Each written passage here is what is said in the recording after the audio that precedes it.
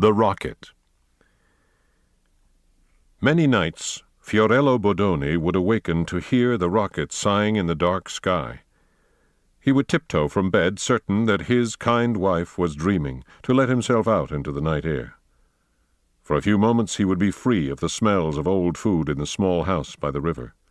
For a silent moment he would let his heart soar alone into space, following the rockets. Now, this very night, he stood half-naked in the darkness, watching the fire fountains murmuring in the air. The rockets on their long, wild way to Mars and Saturn and Venus. "Well, well, Bodoni." Bodoni started. On a milk crate by the silent river sat an old man who also watched the rockets through the midnight hush. "Oh, it's you, Bramante." "Do you come out every night, Bodoni?" "Only for the air." "So? I prefer the rockets myself," said old Bramante.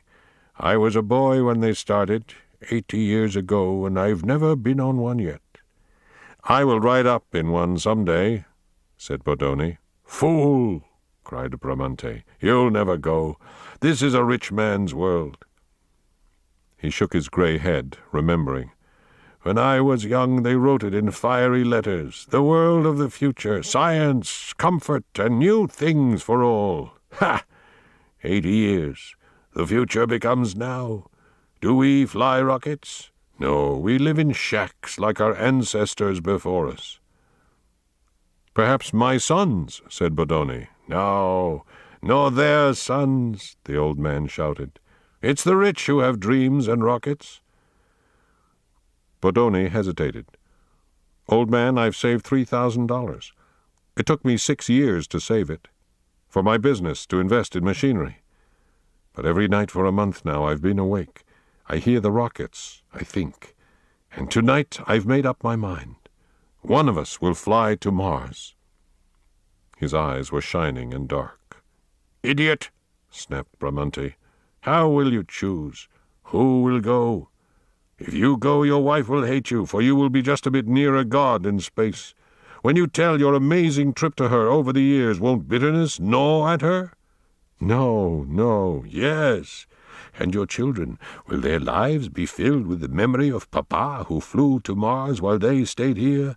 What a senseless task you will set your boys. They will think of the rocket all their lives. They will lie awake. They will be sick with wanting it, just as you are sick now. They will want to die if they cannot go. Don't set that goal, I warn you.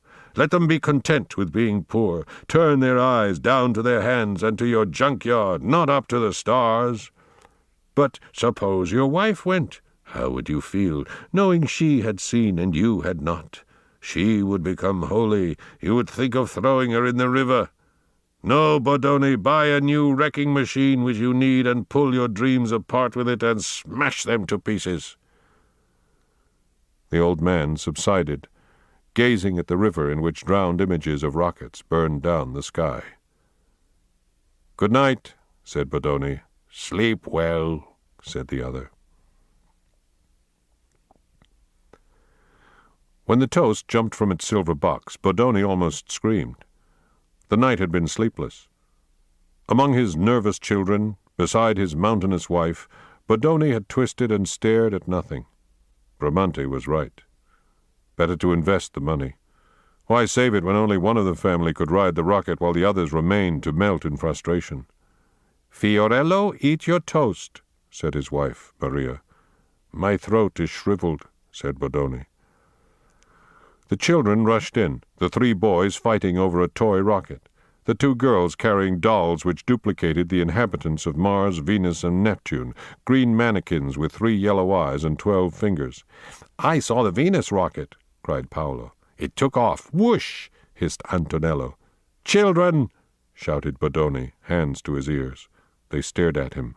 He seldom shouted. Bodoni arose. "Listen, all of you," he said.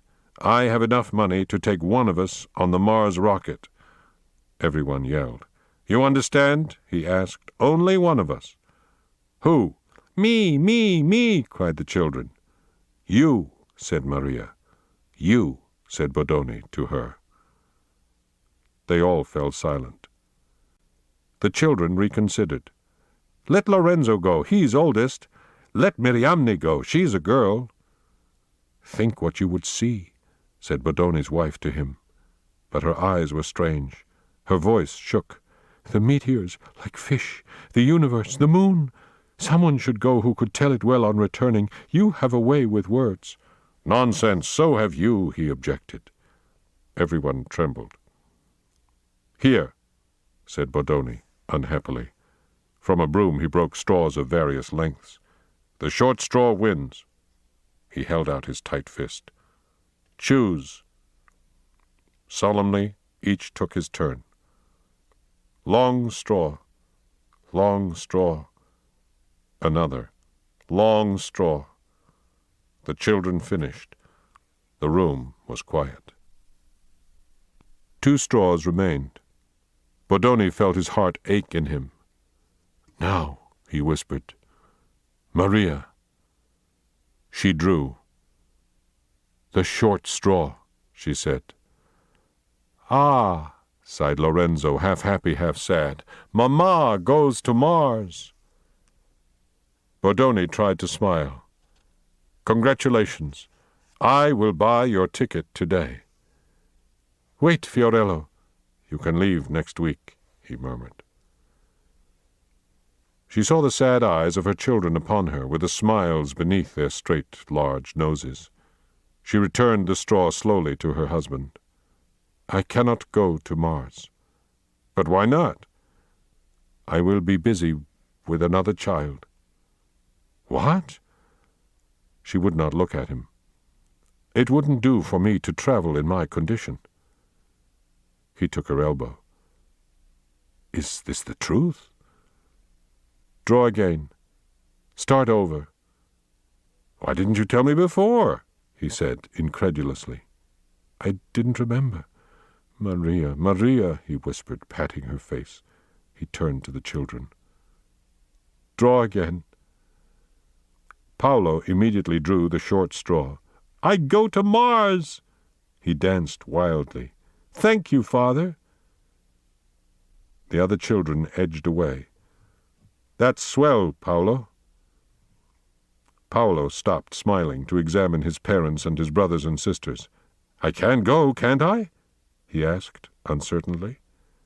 "Yes." "And you'll like me when I come back?" "Of course." Paolo studied the precious broom straw on his trembling hand and shook his head. He threw it away. "I forgot. School starts. I can't go. Draw again." But none would draw. A full sadness lay on them. "None of us will go," said Lorenzo. "That's best," said Maria. "Bramante was right," said Bodoni. With his breakfast curdled within him, Fiorello Bodoni worked in his junkyard, ripping metal, melting it, pouring out usable ingots. His equipment flaked apart. Competition had kept him on the insane edge of poverty for 20 years. It was a very bad morning. In the afternoon, a man entered the junkyard and called up to Bodoni on his wrecking machine. "Hey, Bodoni, I got some metal for you." "What is it, Mr. Matthews?" asked Bodoni, listlessly. "A rocket ship. What's wrong? Don't you want it?" "Yes, yes." He seized the man's arm and stopped, bewildered. "Of course," said Matthews. "It's only a mock-up. You know, when they plan a rocket, they build a full-scale model, first of aluminum. You might make a small profit boiling her down. Let you have her for $2,000. Bodoni dropped his hand. "I haven't the money." "Sorry, thought I'd help you. Last time we talked, you said how everyone outbid you on junk. Thought I'd slip this to you on the QT. Well, I need new equipment. I saved money for that." "I understand. If I bought your rocket, I wouldn't even be able to melt it down. My aluminum furnace broke down last week." "Sure. I couldn't possibly use the rocket if I bought it from you." "I know." Bodoni blinked and shut his eyes. He opened them and looked at Mr. Matthews. "But I am a great fool. I will take my money from the bank and give it to you." "But if you can't melt the rocket down—" "Deliver it," said Bodoni. "All right, if you say so." "Tonight?" "Tonight," said Bodoni. "Would be fine. Yes, I would like to have a rocket ship tonight." There was a moon. The rocket was white and big in the junkyard. It held the whiteness of the moon and the blueness of the stars. Bodoni looked at it and loved all of it. He wanted to pet it and lie against it, pressing it with his cheek, telling it all the secret wants of his heart. He stared up at it. "You are all mine," he said. "Even if you never move or spit fire and just sit there and rust for 50 years, you are mine." The rocket smelled of time and distance. It was like walking into a clock.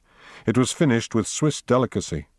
One might wear it on one's watch fob. "I might even sleep here tonight," Bodoni whispered excitedly. He sat in the pilot's seat. He touched a lever. He hummed in his shut mouth, his eyes closed. The humming grew louder, louder, higher, higher, wilder, stranger, more exhilarating, trembling in him and leaning him forward and pulling him and the ship in a roaring silence and in a kind of metal screaming, while his fists flew over the controls and his shut eyes quivered, and the sound grew and grew until it was a fire, a strength, a lifting and a pushing of power that threatened to tear him in half. He gasped. He hummed again and again and did not stop, for it could not be stopped. It could only go on, his eyes tighter, his heart furious. "Taking off!" he screamed. The jolting concussion, the thunder, "The moon!" he cried, eyes blind, tight. "The meteors!" The silent rush in volcanic light. "Mars, oh God, Mars, Mars!" He fell back exhausted and panting. His shaking hands came loose of the controls and his head tilted back wildly. He sat for a long time, breathing out and in, his heart slowing. Slowly he opened his eyes. The junkyard was still there.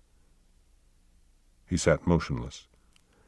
He looked at the heaped piles of metal for a minute, his eyes never leaving them. Then, leaping up, he kicked the levers. "Take off, damn you!" The ship was silent. "I'll show you." Out in the night air, stumbling, he started the fierce motor of his terrible wrecking machine and advanced upon the rocket. He maneuvered the massive weights into the moonlit sky. He readied his trembling hands to plunge the weights, to smash, to rip apart this insolently false dream, this silly thing for which he had paid his money, which would not move, which would not do his bidding. "I'll teach you," he shouted. But his hand stayed. The silver rocket lay in the light of the moon, and beyond the rocket stood the yellow lights of his home, a block away, burning warmly. He heard the family radio playing some distant music. He sat for half an hour considering the rocket and the house lights, and his eyes narrowed and grew wide. He stepped down from the wrecking machine and began to walk, and as he walked he began to laugh. And when he reached the back door of his house, he took a deep breath and called, "Maria, Maria, start packing. We're going to Mars." "Oh, I can't believe it. You will, you will." The children balanced in the windy yard under the glowing rocket, not touching it yet. They started to cry. Maria looked at her husband. "What have you done?" she said. "Taken our money? For this? It will never fly." "It will fly," he said, looking at it. "Rocket ships cost millions. Have you millions?" "It will fly," he repeated, steadily. "Now go to the house, all of you. I have phone calls to make, work to do. Tomorrow we leave. Tell no one, understand, it is a secret." The children edged off from the rocket, stumbling. He saw their small, feverish faces in the house windows far away. Maria hadn't moved. "You have ruined us," she said. "Our money used for this thing, when it should have been spent on equipment." "You will see," he said. Without a word, she turned away. "God help me," he whispered, and started to work. Through the midnight hours, trucks arrived. Packages were delivered, and Bodoni, smiling, exhausted his bank account. With blowtorch and metal stripping, he assaulted the rocket. Added, took away, worked fiery magics and secret insults upon it. He bolted 9 ancient automobile motors into the rocket's empty engine room. Then he welded the engine room shut so none could see his hidden labor. At dawn he entered the kitchen. "Maria," he said, "I'm ready for breakfast." She wouldn't speak to him. At sunset, he called to his children. "We're ready. Come on." The house was silent. "I've locked them in the closet," said Maria. "What do you mean?" he demanded. "You'll be killed in that rocket," she said. "What kind of rocket can you buy for $2,000? A bad one." "Listen to me, Maria. It will blow up. Anyway, you are no pilot." "Nevertheless, I can fly this ship. I have fixed it." "You have gone mad," she said. "Where is the key to the closet?" "I have it here." He put out his hand. "Give it to me." She handed it to him. "You will kill them." "No, no." "Yes, you will. I feel it." He stood before her. "You won't come along?" "I'll stay here," she said. "You will understand. You will see then," he said, and smiled. He unlocked the closet. "Come, children. Follow your father." "Goodbye. Goodbye, Mama." She stayed in the kitchen window, looking out at them, very straight and silent. At the door of the rocket, the father said, "Children, we will be gone a week. You must come back to school, and I to my business." He took each of their hands in turn. "Listen, this rocket is very old and will fly only one more journey. It will not fly again. This will be the one trip of your life. Keep your eyes wide." "Yes, Papa." "Listen. Keep your ears clean. Smell the smells of a rocket. Feel. Remember.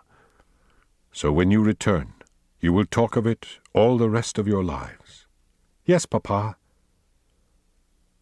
The ship was quiet as a stopped clock. The airlock hissed shut behind them. He strapped them all like tiny mummies into rubber hammocks. "Ready?" he called. "Ready," all replied. "Take off." He jerked 10 switches. The rocket thundered and leaped. The children danced in their hammocks, screaming, "Here comes the moon!" The moon dreamed by. Meteors broke into fireworks. Time flowed away in a serpentine of gas. The children shouted. Released from their hammocks, hours later they peered from the ports. "There's Earth! There's Mars!" The rocket dropped pink petals of fire while the hour dials spun. The child eyes dropped shut. At last they hung like drunken moths in their cocoon hammocks. "Good," whispered Bodoni, alone. He tiptoed from the control room to stand for a long moment, fearful, at the airlock door. He pressed a button. The airlock door swung wide. He stepped out. Into space, into inky tides of meteor and gaseous torch, into swift mileages and infinite dimensions? No. Bodoni smiled. All about the quivering rocket lay the junkyard, rusting, unchanged. There stood the padlocked junkyard gate, the little silent house by the river, the kitchen window lighted and the river going down to the same sea. And in the center of the junkyard, manufacturing a magic dream, lay the quivering, purring rocket, shaking and roaring, bouncing the netted children like flies in a web. Maria stood in the kitchen window. He waved to her and smiled. He couldn't see if she waved or not. A small wave, perhaps. A small smile. The sun was rising. Bodoni withdrew hastily into the rocket. Silence. All still slept. He breathed easily. Tying himself into a hammock, he closed his eyes. To himself he prayed, "Oh, let nothing happen to the illusion in the next 6 days. Let all of space come and go, and red Mars come up under our ship, and the moons of Mars. And let there be no flaws in the color film. Let there be 3 dimensions. Let nothing go wrong with the hidden mirrors and screens that mold the fine illusion. Let time pass without crisis. He awoke. Red Mars floated near the rocket. "Papa!" The children thrashed to be free.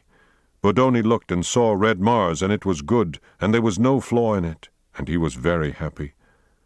At sunset on the 7th day, the rocket stopped, shuddering. "We are home," said Bodoni. They walked across the junkyard from the open door of the rocket, their blood singing, their faces glowing. "I have ham and eggs for all of you," said Maria at the kitchen door. "Mamma, Mamma, you should have come to see it, to see Mars, Mamma, and meteors and everything." "Yes," she said. At bedtime the children gathered before Bodoni. "We want to thank you, Papa." "It was nothing." "We will remember it for always, Papa. We will never forget." Very late in the night, Bodoni opened his eyes. He sensed that his wife was lying beside him, watching him. She didn't move for a very long time, and then suddenly she kissed his cheeks and his forehead. "What's this?" he cried. "You're the best father in the world," she whispered. "Why?" "Now I see," she said. "I understand." She lay back and closed her eyes, holding his hand. "Is it a very lovely journey?" she asked. "Yes," he said. "Perhaps," she said, "perhaps some night you might take me on just a little trip, do you think?" "Just a little one, perhaps," he said. "Thank you," she said. "Good night." "Good night," said Fiorello Bodoni.